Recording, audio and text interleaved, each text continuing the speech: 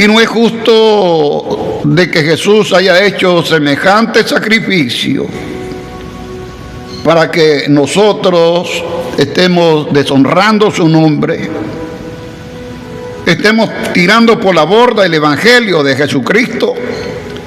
Y es por esa razón que muchos tienen el Evangelio como nada, cuando todos sabemos que el Evangelio es poder de Dios, es la buena noticia, y que Cristo ha vencido, se ha levantado victorioso en su resurrección, y que está a la diestra del Padre intercediendo todavía por nosotros.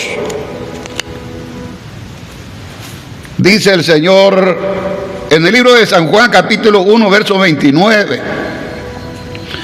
El siguiente día vio Juan a Jesús que venía a él y dijo: he aquí el Cordero de Dios que quita el pecado del mundo.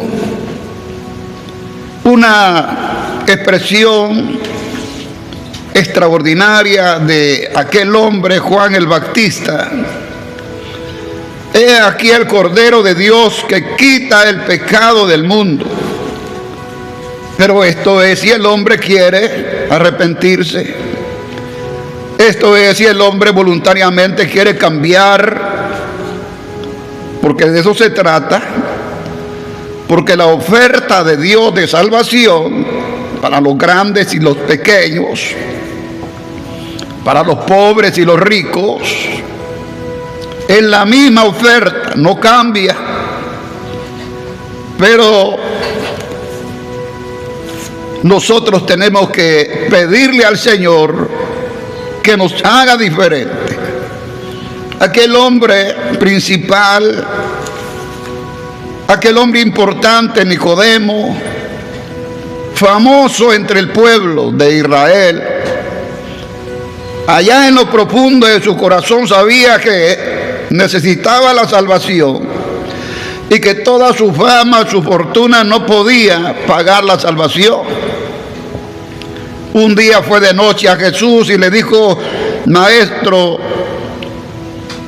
bueno, ¿qué tengo que hacer para heredar la vida eterna? Jesús le dijo: tienes que nacer de nuevo. El que no naciere del agua y del Espíritu no puede ver el reino de los cielos, no puede entrar, no puede ser salvo. Y esto es lo que tenemos que hacer todos y cada uno de los seres humanos, aquí en El Salvador y en todo el mundo. El Evangelio no es una religión más. El Evangelio es la verdad, el Evangelio es vida. El Evangelio es el camino recto hacia la salvación. El único es Jesucristo. No podemos nosotros estar jugando al Evangelio de Cristo, a la verdad, y luego tener en nuestra espalda el ídolo, tener en nuestra espalda la idolatría que Dios aborrece. Ustedes me entienden. Así que por esto Juan exclama: el Cordero de Dios que quita el pecado del mundo. La razón es que Israel sabía el término, sabía que por muchísimos años Israel había ofrecido sacrificios de sangre de machos cabríos, de animales, y eso era lo que significaba la redención, el perdón de los pecados para ellos. El que sufría era el animal, porque era la víctima. Y así había permanecido Israel por muchos años, que ellos eran los que hacían tanto daño, tanto mal, y luego la víctima era aquel cordero. Y Jesús, mi amigo y mi hermano, se convirtió en un solo sacrificio, ese Cordero de Dios que quita el pecado del mundo. Esos sacrificios de animales quedaron abolidos, porque era una sombra de lo que había de venir en la persona maravillosa de Jesús.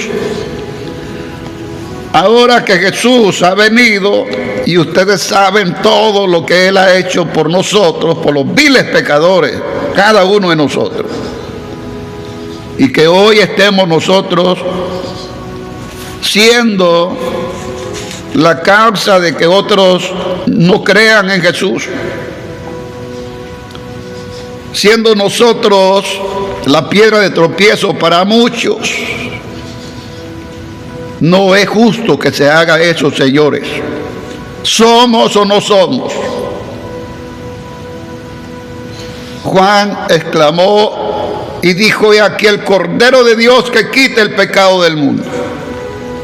Esas palabras han quedado resonando eternamente. Están allí en las Sagradas Escrituras. Y cuando entendemos la razón, es que no ha sido fácil lo que Jesús ha hecho por nosotros. Fue inmolado por tus pecados, por los míos y por toda la humanidad. Es por eso que todo el juicio se le ha entregado a Él.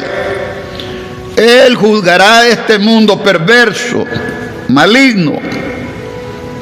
Aquellos que han utilizado las cosas de Dios nomás para hacerse de dinero, para adquirir algún cargo político, hacerse famosos, pero que luego se olvidan del eterno y todopoderoso Dios. Se olvidan del Cordero de Dios, que es el que les ha quitado el pecado. Y le es más pecado al que sabe hacer lo bueno, mi amigo, quien quiera que seas, que me estás viendo y me estás oyendo. Le es más pecado al que sabe hacer lo bueno y no lo hace. Y a propósito, él sigue cometiendo injusticias, cometiendo cosas terribles contra sus semejantes. Aquellos que tienen cargos políticos, gobiernos, presidentes, Dios los traerá a juicio un día, porque ustedes saben hacer lo bueno. Y cuando están allí en el cargo, se aprovechan de aquella autoridad que tienen para hacer cosas crueles, para ir contra el mismo pueblo que ustedes están gobernando, que se les ha dado el voto para que sean personas honorables, no solamente por ser lo que son, sino por sus hechos. De tal manera que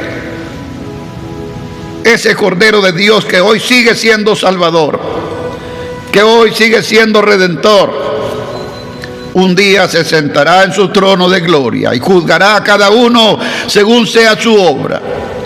Y aquí no escapará ninguno de los seres humanos. Toda alma tendrá que estar presente en ese gran día del juicio de Dios. Y allí será el lloro y el crujir de dientes para aquellos que, siendo algo o diciendo ser algo, no eran nada. Y para aquellos que nunca estuvieron también en el Evangelio de Jesús, también tendrán que dar cuenta, porque no es que no hayan oído la predicación, sino que hicieron caso omiso al Evangelio de Cristo.